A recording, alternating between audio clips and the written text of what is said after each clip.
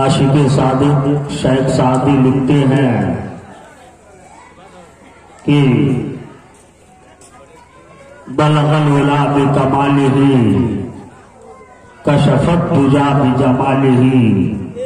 حسنت جمیع خصالہ صلو علیہ وآلہ۔ علامہ عبدالرحمن جامی علیہ الرحمہ لکھتے ہیں کہ تنم فرسودہ جا پارا ہجرا یا رسول اللہ دلم پز مردہ آوارا زیسیا یا رسول اللہ تو سوئے من گزر آری ملے مشکیز ناداری فضائے نقش نالینت کنمزا یا رسول اللہ۔ ذرا درود پاک پڑھ لیجیے۔ اللہم صلی علی سیدنا مولانا محمد بارک وسلم صلاۃ و سلام علیک یا رسول اللہ صلی اللہ تعالی علیہ وسلم۔ منبر نور کی رحل پر عالم اسلام کی بڑی آفاقی شخصیتیں جلوہ ہیں کہ جن کا فردن تعارف کرانا مشکل ہی نہیں ناممکن ہے، لیکن پھر بھی چند لمحات کی بھیک مانگ کر کے میں یہ چاہتا ہوں کہ ان معزز علماء اہل سنت کے نام کو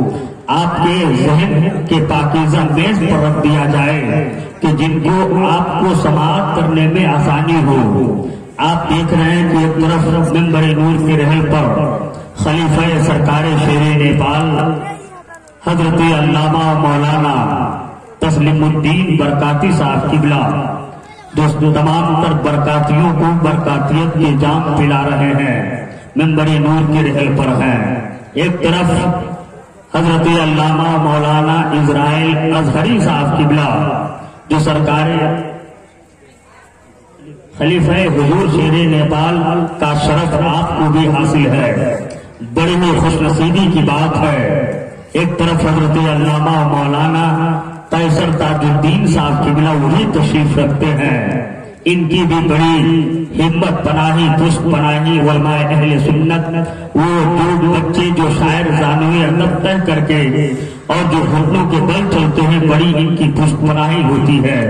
ایک طرف شاعر اہل سنت جو ہندو نیپال کے سنگم پر رہ کر کے اس سنگمی جملے کو اپنے نعتیہ شاعری کے حوالے سے پیش کیا ہے، تو پورے ہندو نیپال انہیں معصوم رضا سنگم کے نام سے جانتی ہے۔ کہیے سبحان اللہ۔ وہ بھی حضرت معصوم رضا سنگم یہاں تشریف رکھتے ہیں اور عطائے حضور اشرف العلماء،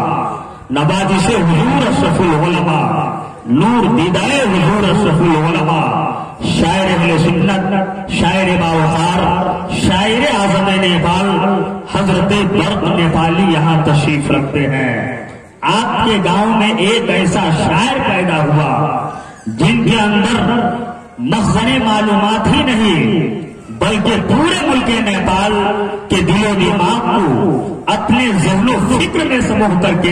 اس وقت پورے ملک نیپال اور ملک ہندوستان ہو یا بڑے بڑے شہروں کو آپ سفر کر لیں تو الحمدللہ اس شہروں کی گلیوں میں حضرت مخزن نیپالی کی نعتیہ شاعری کی خوشبو آپ کو ضرور مل جائے گی۔ وہ عظیم لہجہ جو اس وقت منبر نور کے رحل پر موجود ہے، ایک طرف عطائے حضور صدر الافاضی شاعر اہل سنت حضرت عمر نیپالی، تمام تر علماء کے نام شورا اعظام تشریف فرما ہے۔ ذرا اور بھی علماء اہل سنت آنے والے ہیں، ذرا آپ لوگ جگ رہے ہیں تو ہاتھوں کو اٹھا کر بول دیجیے سبحان اللہ۔